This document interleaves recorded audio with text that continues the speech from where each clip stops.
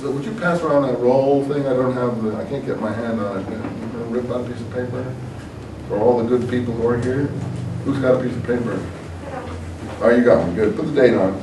Thanks. So I was late, 5 o'clock. I was trying to make up for it. I apologize.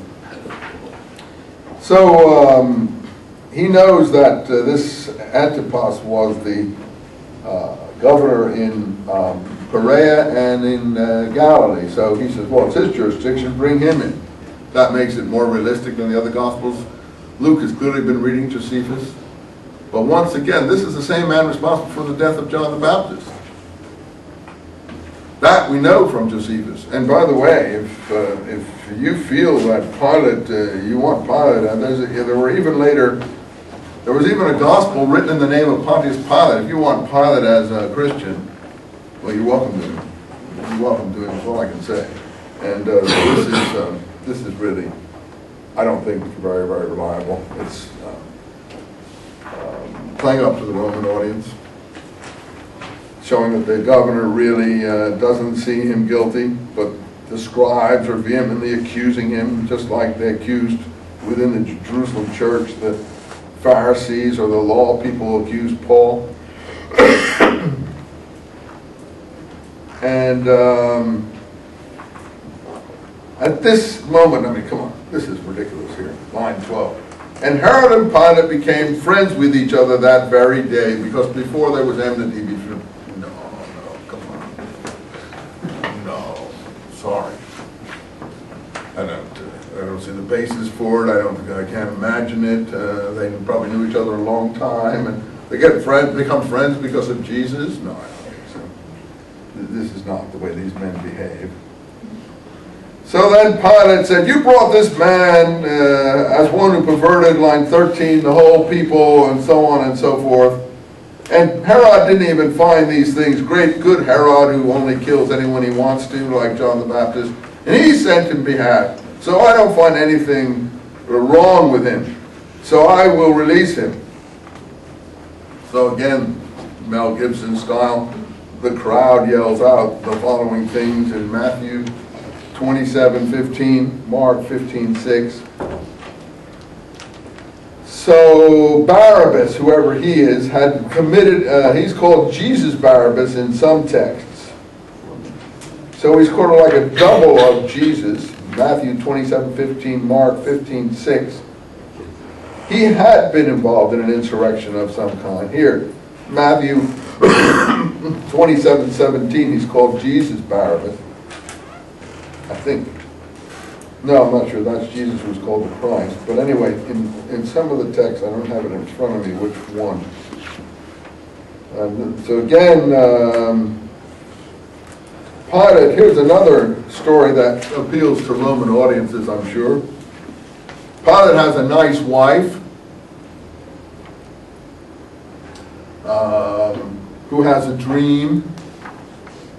And he says, have nothing to do with this righteous man. Pilate is this brutal sort of person, a thuggish governor of Palestine. He's going to listen to his wife now. So I think you say, well, why would these things be in here? Well, I told you that we're doing with scenarios here. People creating the material, what they thought happened. And you have to evaluate if it's true or not. I'm looking for the historical Jesus here. And personally, this sounds to me like some people up in Hollywood would do with something who have, want to spin it in this other fashion here. You say, no, Professor Eisenman, you're just trying to escape. You judge that. You're the judge. You decide. I can't, prove it one way or the other. Anyway, Barabbas was a revolutionary. Had created murder. So finally we get this whole thing. The crowd cries out, 27, familiar with 23. Let him be crucified. So Pilate was again afraid, just like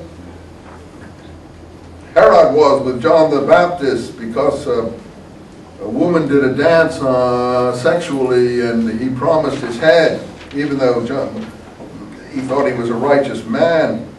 Notice they all recognize John the Baptist and Jesus as righteous men. Roman governors and Herodian kings see these people are righteous ones, whereas the crowd of the Jews are horrid, horrible people.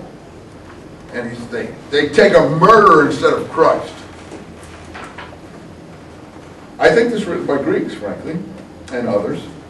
And then they cry out, "His blood be on us," the famous passage in line 25, which was used in Poland to burn people inside synagogues and other places, herding whole towns into barns and things, and then setting fire to them, including little children, to justify all this sort of thing. And it's very effective. And all the people answered, "His blood be on us and our children." And they released the murderer who had created murder. Another interesting little episode. We'll never hear about Barabbas again, though he's a very popular character in folklore. So then the soldiers take Jesus. Oh, they scourged and delivered him to be crucified. Sure, Mel Gibson had a lot of fun with that scourging and stuff in his movie. Then 27, they took Jesus to the palace, stripped him, put a scarlet robe, put a crown of thorns on his head, and then they started mocking him, "Hail, King of the Jews." Well, one thing is true. If someone, Jesus or anyone else, presented himself as the local ruler without Roman appointment, that would be considered an insurrectionary act, probably worthy of crucifixion if he wasn't a Roman citizen. The Romans did not crucify Roman citizens. Paul, theoretically, although the tradition has him crucified, and finally would not ever be crucified because he keeps pulling out his Roman passport. Anyway, so they mock him, "Hail, King of the Jews." And here the soldiers maybe are portrayed a little accurately in terms of their brutality. John has, John 19:4, has Pilate saying, "I find no crime in him." But the priests cry out, "Crucify him, crucify him." Why they want him crucified, I have no idea. "We have a law, because he made himself the Son of God." I think this is retrospective. This is John 19:7. Because I don't think the Son of God ideology had been applied to Jesus at this point. So the people writing this know that Jews don't agree that anyone is the Son of God, only symbolically speaking, and so on. So the crowd again argues with Pilate in John 19. And so Pilate again is shown as weak and spineless. "You're supposed to be Caesar's friend," line 12. "Here's a man who's making himself king. We don't like him. The whole world likes him, but we don't like him." And so when Pilate heard these words, line 12, he brought Jesus out and sat on the judgment seat. And the Jews are still crying out, "Crucify him, crucify him." And he delivered him unto them to be crucified. So he gives him to the crowd. Well, crucifixion is forbidden among Jews. The Dead Sea Scrolls condemn it violently. They say anyone who gets a person done to death by the law of the foreigners shall himself be put to death. It's in the scrolls.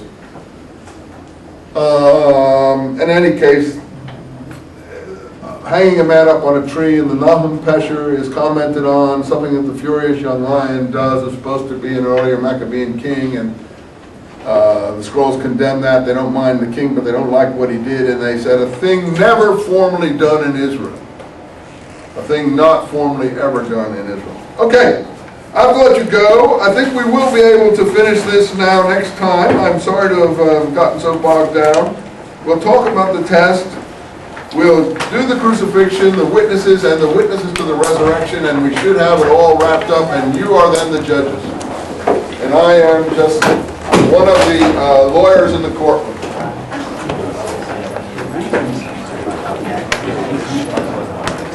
You're the O.J. Simpson jury.